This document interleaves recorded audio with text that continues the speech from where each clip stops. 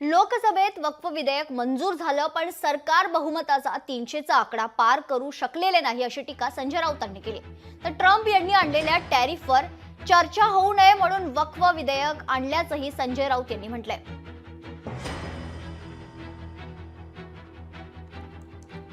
वक्फ विधेयक मंजूर झाल्यानंतर आता सर्व स्तरातून वेगवेगळ्या प्रतिक्रिया येत असतानाच लोकसभेत वक्फ विधेयक मंजूर झालं असलं तरी सरकार बहुमताचा 300चा आकडा पार करू शकलेले नाही, अशी टीका संजय राऊतांनी केली.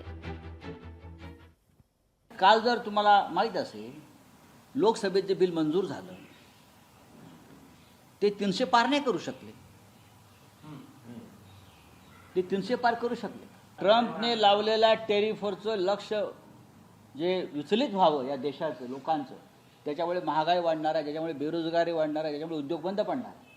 26% टेरिफ ट्रम्प निकाल लावलं आणि कालचा दिवस जो टेरिफ लावण्याचा होता तो दिवस त्याने हे बिल आणण्याचं दिवसभर मीडियामध्ये बाहेर फक्त या बिलाची चर्चा राहावी, ट्रम्पनं लावलेल्या टेरिफची चर्चा होऊ नये यासाठी काल हे बिल आणलं. कालचा दिवस त्यासाठीच निवडला गेला. मी कालही सांगितलं की एखाद्या व्यक्तीला जसा पंडुरोग होतो त्यानंतर तो काही बडबड करतो, तसा पंडुरोग झाला आहे. भाजपचा पंडुरोग, मोदी साहेबाच्या नावाचा पंडुरोग. म्हणजे मोदींचं नाव घेतलं, मोदीजींनी चांगला कायदा केला की यांना विस्मृती येते.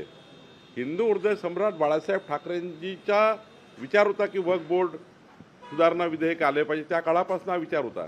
खरं तर या सुधारणा विधेयकामुळं ज्या लोकांवर अनेक वर्षापासून अतिक्रमण झाले, अनेक प्रकारची मोगलशाही वक्फ बोर्डाच्या माध्यमातून केली गेली, ती दुरुस्त होण्यासाठी माननीय प्रधानमंत्री मोदीजींनी हा अत्यंत महत्त्वाचा कायदा या महाराष्ट्र देशाकरता आणला आहे.